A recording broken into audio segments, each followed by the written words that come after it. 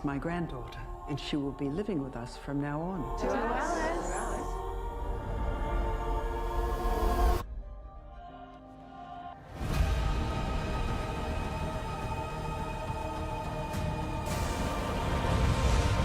All this time, you lied to us. How could you?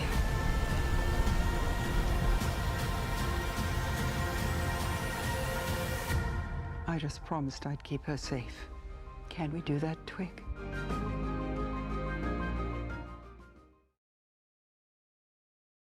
Hello, I'm Ann Hornaday, Chief Film Critic of the Washington Post, and welcome to Washington Post Live.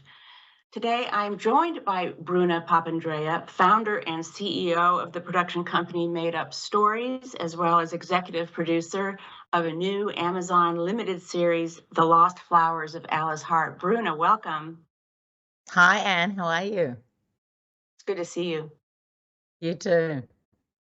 I hear you're joining us today from Australia, so I know it's early where you are. Thank you for making the time.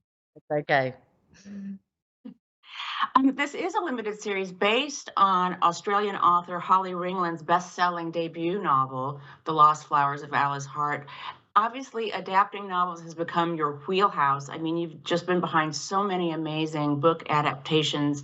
Tell us about this project. When did you know you just had to adapt this book? Well, this one, sometimes the good ones take quite a long time, as I've learned. Sometimes they move fast. And this one actually, one of our business partners in Australia, Jodie Madison, actually called me. I feel like it was 2017, so about 5-6 years ago. And we were so busy. We were, having kind of one of our busiest times. And she called me and she said, "You have to read this book. It's just completely incredible. It has made up stories written all over it. I've never read anything like it." And I was like, no, we're too busy. We're too busy. And as so often I've said, with some of the best stuff that we've ended up doing, and Jodie's passion was so strong, and it has been throughout the whole making. And I started reading it, and I saw exactly what she saw. Holly's writing was so distinctive and incredibly beautiful, and like nothing I'd read, which I think is always the hallmark for what makes me want to get involved in something. And so that's kind of when we started the journey with Holly to start adapting it to the screen. The term, this has made up stories written all over it. What are the qualities you're looking for when you're reading these books? Well, obviously our mandate really is obviously putting women in front of the camera. And that's obviously a mandate that I had even before this company with Pacific Standard. When we started Made Up Stories, it was also putting a kind of female voices behind the camera as well. And that includes, really prominent female authors and screenwriters and filmmakers and talent, including amazing up and coming female production designers. And so obviously, I think actually this was since Big Little Lies, actually, this was kind of the biggest female ensemble that had come my way, even though obviously we've made a lot of stuff with females at the center. This had such a massive female ensemble and such a complicated female ensemble. So, for me, it just had everything that I was looking for, as well as obviously, finding a way to kind of entertain people, but also dealing with some really incredibly important issues that, to be honest, I don't think I realized was such a big problem in Australia until I kind of started spending more time back here a few years ago. Interesting. I would like to circle back to that very theme, but I want to stay on this subject of adaptation because I'm old enough to remember when somebody would adapt a book, it was almost always for a movie, right? I mean, that was sort of the main canvas, right. is that you would adapt The Great Gatsby or those classic, Huckleberry Finn or To Kill a Mockingbird, and they did result in some wonderful movies. But tell me a little bit about sort of, how you decide what would be suitable for a series rather than a feature. I mean, what goes into that? And I've always wanted to know, like, what are when an adaptation goes wrong, why is that? Like, do you have any more insight into that? Yeah, look, I think it's number one, I think it's a really complicated process, obviously. For me, it's so funny you talk about films. I mean, I call myself a film producer because Big Little Lies was the first series I ever made. And, because I really kind of came up under the tutelage of Sidney Pollack and Anthony Minghella, and that's kind of where I learned my love of adaptation, no one was really talking about TV back then. And, Anthony was kind of painting on this big canvas with these amazing books of The English Patient, The Talented Mr. Ripley. And so, my first big adaptation through my own company was a movie called Warm Bodies. And same thing, I just fell in love with the voice and the book. And so for me, it's always about that. It's about, an instinct. Have I seen it before? Does this feel distinctive? Can I see this? Can I imagine, it being dramatized on the screen? And so that was always my kind of barometer for film. Big Little Lies was the first thing I read where it felt so definitive that it had to be a TV show because of the kind of scope of it, because of the ensemble nature of it, and I think because of the complexity of the issues, particularly around the issue of domestic violence, and really being able to do that justice. And so when we get a piece of material, we often kind of make that assessment. I think particularly, a movie that I made last year called Luckiest Girl Alive, it always felt like it had to be a film, the kind of narrative propulsion of it, to be really inside her experience and her voice. It was a very singular voice in Auntie Finelli's voice. So that felt obviously a film to me. And so I think, but one of the things we really do is we often just talk to writers who we're thinking about adapting it, to really kind of have that conversation with us and see what they think and see where, where their feelings lie. It's not always as obvious as it was with something like Lost Flowers and Big Little Lies, but it really is. I think it's a very thoughtful process, and sometimes it's more obvious than others. In terms of what can go wrong, for me, one of the things that I talk to novelists about, you'll notice there's a big theme here coming back to writers, right? We are nothing without writers, and I say that broadly, novelists and screenwriters. I know it's a big conversation right now, and it's such an important one because my work is literally nothing without writers. And so I think for me, I feel a great responsibility, as did particularly in this particular project, Lost Flowers, Jodie and I and Steve felt very responsible very early. Like, we are your gatekeepers to a novel that is beloved. And so the choice to then who is going to adapt that, I feel like we are passing that responsibility on somewhat, and then the choice of who's going to direct it. And I think for me, one of the secret ingredients, it's not always the case with the work we do, but for the most part, we try and have one or two filmmakers involved, because we really do believe in authorship, and we believe in kind of, for certainly the work that I've done, the best work, I think, the fewer voices involved in kind of maintaining that solid creative vision has been a successful formula for me, and it's a process I enjoy immensely. That is so interesting, because I think what you're getting at is preserving the act of reading, which is a singular experience, and it is that singular voice, and it is that one-on-one relationship with the reader and the artist. And so it makes complete sense that you want to retain that singular vision, to kind of keep it at that level of intensity. That's really fascinating. Yeah. Tell us, Yeah, I think that's tell us a right. little bit. This series, I almost cannot describe it. It is so, like you said, it's layered, it's transgenerational, it moves through time and space in the most kind of mind-bending ways. So, in 5 minutes or less, but tell us a little bit about the title character, Alice Hart, and then June, the character played by Sigourney Weaver, whom we saw in that clip. But can you just give us a little background on who these women are and how they relate? Yeah, without giving too much away, because it's a story that does, as you know, really unfold through the 7 hours of watching it, and there's, everyone's holding secrets, and a lot of secrets get revealed through the journey of the TV show. But essentially, at the beginning of the show, we meet this, beautiful 9-year-old girl, Alice Hart, who is, being raised by a father who is incredibly abusive. And there's a fire at the beginning of the series, and she ends up going to live with a grandmother she's never met, Sigourney Weaver's character, June Hart. And she ends up going to where June lives, which is a flower farm called Thornfield.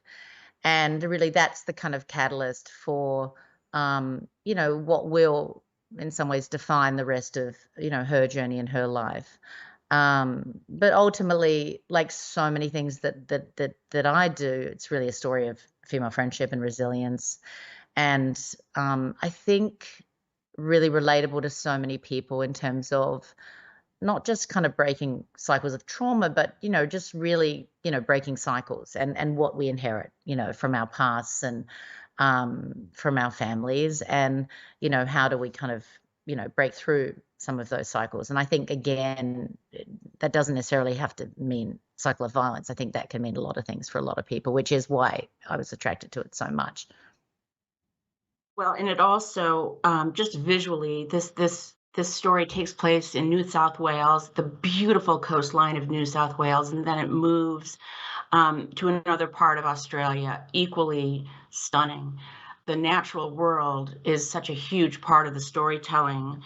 Talk to us a little bit. I mean, I'm assuming since you're from there that you were familiar with the locations, but just if you want to talk to us a little bit about just the Yeah, process itself, yeah. the shooting process.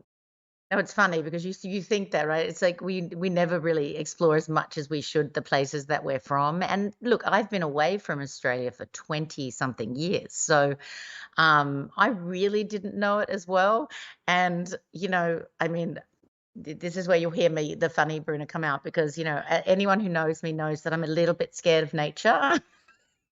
I'm the least likely, and I always end up making things that are set in nature, and I'm like, I need to, I need to go make something set in a studio where I don't have to engage with nature. But I always end up drawn to these incredible things. And again, it was really, our producing part of Jodie and Steve, who spent a lot more time actually on location and in nature than I did, because Australia is vast, and we shot in the most amazing places that I had never been to. Northern New South Wales, the Hunter Valley region, where you'll see Thornfield created.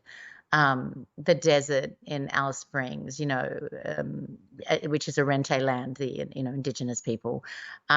It's incredible. It is like nothing you've ever seen, and you can imagine. And this is from someone who has really been lucky enough to travel the world. And I think for me, Glenton Ivan, the filmmaker, one of the things he was really drawn to was the kind of opportunity to showcase and see parts of Australia that people just don't know. And also, you said the word exactly, Anne, to kind of see the elements at play, the water, the fire that really exists in this show. These were really important components for Glendon to showcase. And that's where, every member of the team becomes so crucial. I think it's actually one of the most visually stunning shows that I've ever been involved with, and that's thanks to amazing people behind the camera at every level. Let's see an example of this visual storytelling at work. We're going to take a look at a clip from episode 3. Let's watch.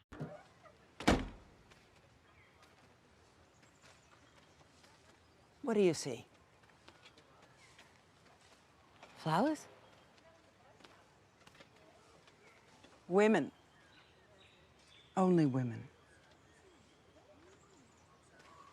Thornfield is a flower farm, but it's also a safe place for women to come and to heal.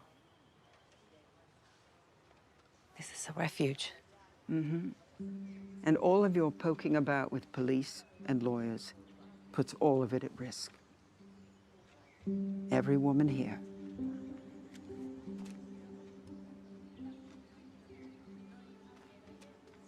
We love Alice. We're looking after her. It's what we do here. Now, do you really want to jeopardize all of this and Alice for your own needs? Love that scene. Oh, and the majestic It's making Sigourney me Weaver. emotional to watch it now. Oh my God. Well, and you had said earlier, Bruna, that you have made women's-centric stories your mission, if I may, before it was chic. If you want to put it that Yeah, way. yes. No, This it's this hilarious. has been your life's work, arguably. And Yep. I was wondering, I know a little bit about your life, but I'm wondering, I want you to talk to us a little bit about your childhood and your growing up, and maybe how some of the themes here in Lost Flowers of Alice Hart might have chimed with you in a deeply Yeah. personal way. Oh, you're gonna make me cry, and I'm like, I feel like I'm on Barbara Walters now. No, I'm kidding. Um, it is obviously, and I think a lot of the stories that I've been attracted to, I was raised by a single mother, in essentially a housing estate, a housing commission house of welfare, um, eh, with a big Italian family. So I was raised by a family of women, I think, which was, why this story is so resonant to me. And I think one of the things that, because people will say, why do you think you found some success? And I say, look, honestly, I think in some ways, the background I came from is given me a bit of a superpower in that, like, I'm not afraid to take risks, because I've grown up, I grew up with nothing really, and I'm not afraid to lose it. And I think I'm a bit of a scrappy kind of fighter in a way. So I think that, a lot of when you're up with a single mother who has really kind of given up everything to raise, 4 children on her own, I think it does define you, and it does define the way you look at the world. And, I really kind of sought refuge in the arts and in education. And so for me, it's such an important message to, someone said to me years ago, like, a lot of people talk about when they go to Ivy League schools and, um, where they went to school, and what doesn't seem to happen as much is people, I suppose, like me, talking about where they came from. Because, and I think it's a really important message, is that, let it define you in the right way. Let it buoy you. Don't let it be a negative in your life. If you didn't have the resources, or, go to the what is perceived as the right schools.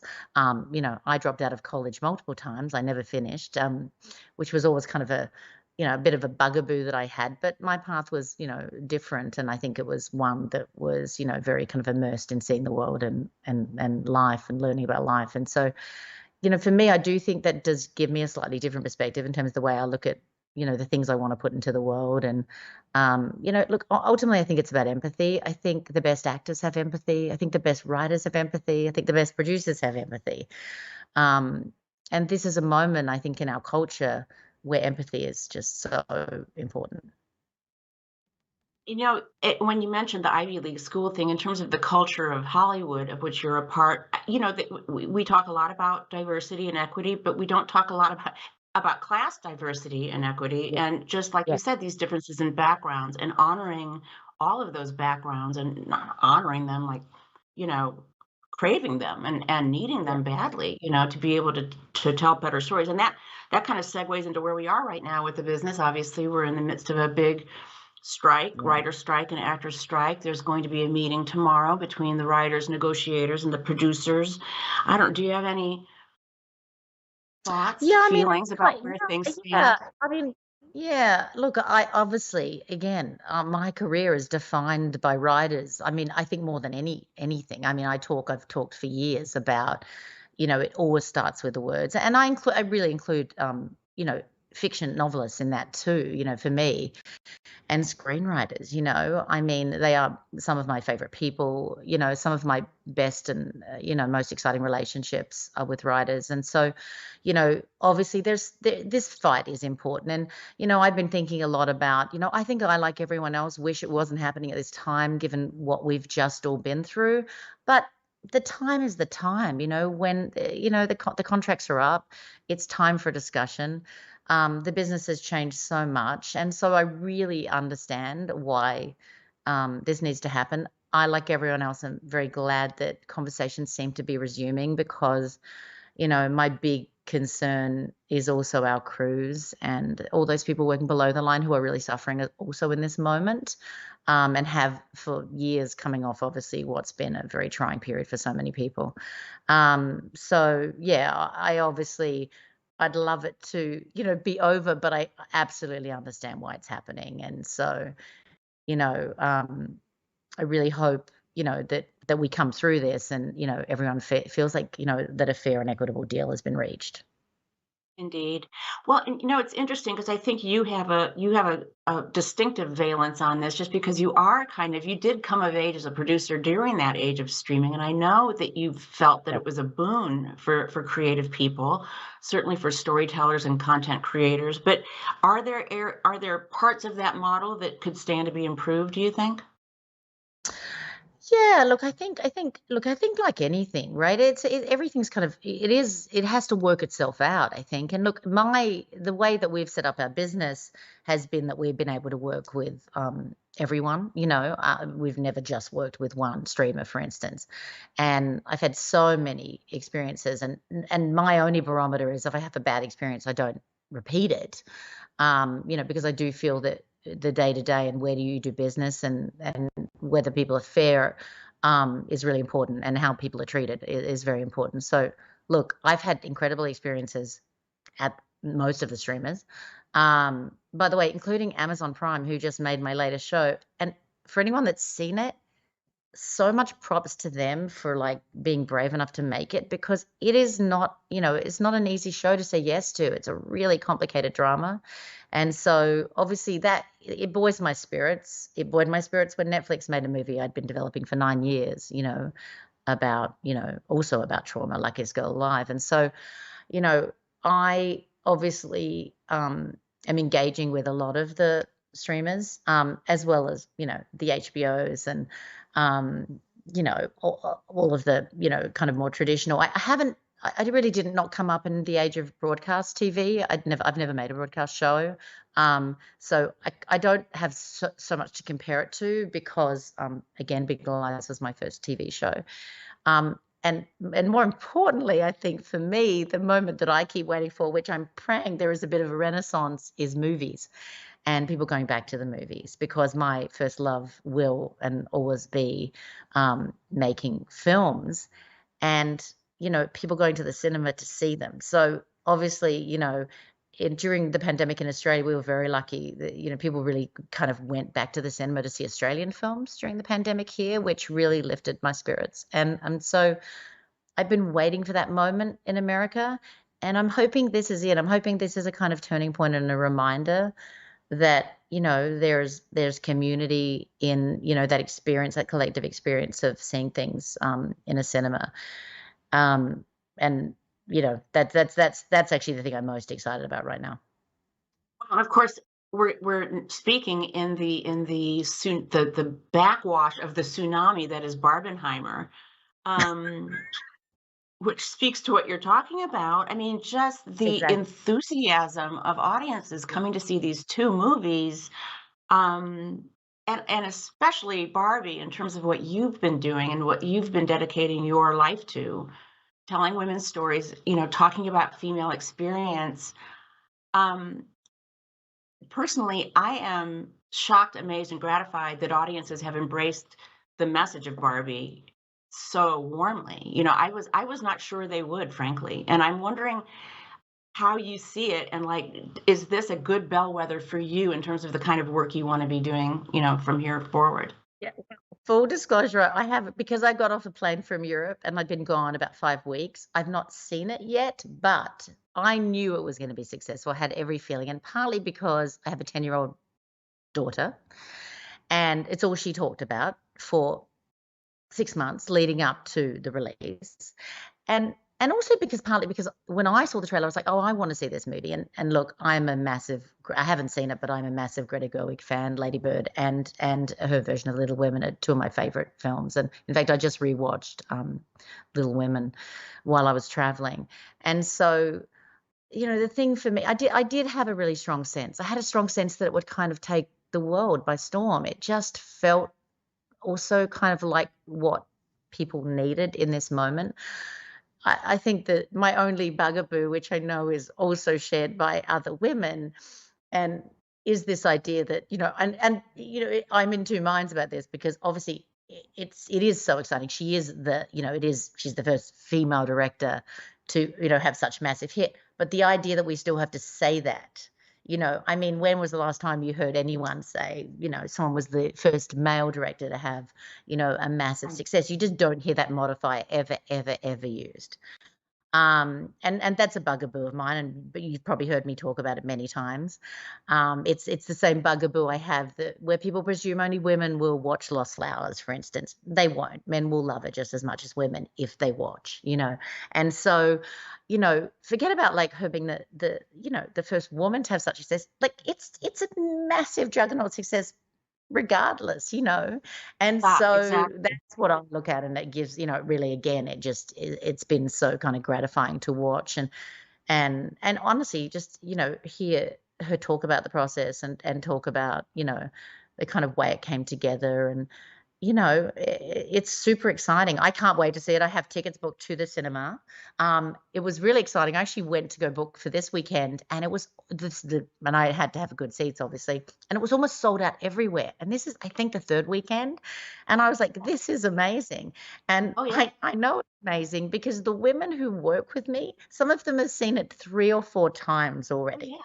I'm like, Oh, guys, you definitely. might want to do this. I'm like, you might want to expand. You got to get out there and see some other things. But it's, that's amazing. That's a phenomenon. And so, It yes, I'm thinking about this a lot, and I'm so excited. I'm so excited to and see to it, your and I'm making my boy come back with me. Indeed, and to your point, men are seeing it, by the way. They're Yes, also they going are. to. The second time I saw it, there were lots of men in that audience, and you reminded me when you say like, let's stop with the qualifiers. One of Gloria Steinem's favorite aphorisms is, "You know who has power by who gets the noun and who gets the adjective." Never heard that.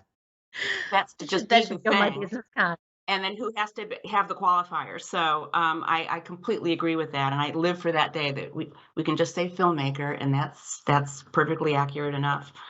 Um, I want to swing back to the strike just very briefly, because another issue at debate in the strike is AI, artificial intelligence. Yeah. And again, I think that's germane, in terms of adapting. I'm wondering, do you see a role for AI in being helpful when you're breaking down a novel, or just, in terms of just doing structure, or just that kind of, that first pass? I mean, not me. I mean, look, I'm not. I'm a bit old school, I think, and I think it's the same. I remember, and you brought it up earlier. I remember when, obviously, back when we had Pacific Standard, and we were, obviously telling stories about women, and then there was a few years where a lot of people were starting companies and really focused on women, and I remember someone saying to me, "Well, are you annoyed that there's going to be so many other people out there doing it?" And I was like, "No, like of course I'm not annoyed. It's amazing. Like there's so many stories to tell." And also, ultimately, everything that has ever worked for me, be it film or TV, I feel like I haven't seen before. I mean, that's what we aim for, right? We aim for this kind of, I mean, and even Barbie's a great example. No one, AI wouldn't have told you to make that version of a movie to cater to fans who, like this iconic doll, So I really believe in, the authenticity of like the soul and the heart and the originality. And I believe in the conversation, and I believe in the process. So I, I'm not honestly particularly worried about it. I probably know more about it just because I have young children, and, it's obviously what they're, being exposed to and they're growing up with. And, I do think like all technology, by the way, I'm not saying it's not something to be worried about. I think that the Guilds are 100% right to make it a valid concern, and we must, kind of protect against it. But certainly in my life, I don't see it playing a part in the way we do things. I have time for one more question, and this is the lightning round question we ask a lot of people. But is there a particular writer or director or actor or artist that you are just dying to work with? Somebody you've been chasing, whether literally or figuratively? Chasing. Well, yeah, there's probably like, oh my God, I really wish I was prepared for that question, because there's always so many that I'm like, well, Greta Gerwig's an obvious one, right? I'm not going to say Greta Gerwig. I've always been like, really kind of in awe of Catherine Bigelow, for instance. I think she was one of the first people that, I saw just out there kind of making these. I love it. I love action. I'm like a secret kind of, it's like my guilty pleasure. I love like really big action stuff. So You know, I would love to work with someone like that, who I don't think people don't necessarily put me in that space. And I kind of think what she's done over the years is astounding. So she's someone that, I'd like the opportunity to work with one day. Let us make it so. I think that's a brilliant answer. I thoroughly agree. I want to see you two work together. I wish we had more time. This has been a wonderful conversation, Bruna, but unfortunately, we are out of time. Thanks, Anne. It was so good talking to you. Thank you so much for joining us. And thanks to all of you for joining us here today. To check out what interviews we have coming up, please head to WashingtonPostLive.com to register, find out more information about all our upcoming programs. I'm Ann Hornaday. Thanks again.